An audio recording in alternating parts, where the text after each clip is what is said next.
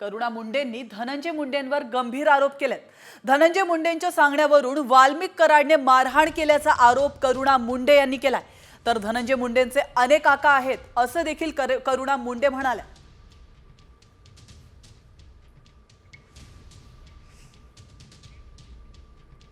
सोबत करुणा शर्मा मुंडे आहेत। काल कौटुंबिक न्यायालयाने काल एक निर्णय दिला आहे धनंजय मुंडे यांना पोटगी देण्यासंदर्भातला। मात्र कौटुंबिक हिंसाचाराबाबत अद्याप निर्णय झालेला नाही। माझ्यासोबत कलेक्टर ऑफिसमध्ये वाल्मिक कराडनी मारहाण केली हे सगळी जी गोष्ट आहे ते कोर्टामध्ये मी डोमेस्टिक व्हायलन्समध्ये टाकलेलं आहे। जिल्हाधिकारी कार्यालय में माझ्यासोबत मारहाण केली आहे।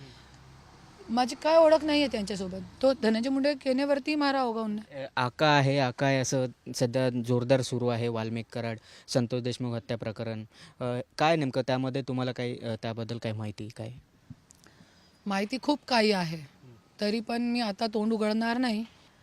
खूप काही माहिती आहे आणि वेगळे ठिकाणे वेगळे आका आहे, पण आता मी तोंड उघडणार नाही क्योंकि जे माझा मुद्दा आहे ते डोमेस्टिक व्हायलन्सचा मुद्दा आहे।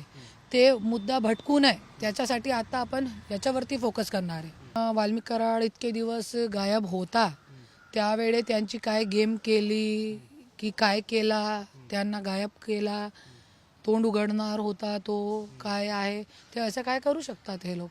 पंकजा मुंडे बद्दल माझा काही आक्षेप नाही आहे, पण आज दोनों बहीण भाऊ एक झाले, 1 वर्ष अगोदर एक झाले, पण 2009 पासून 2023 पर्यंत दोनों भाई बहन लढत होते।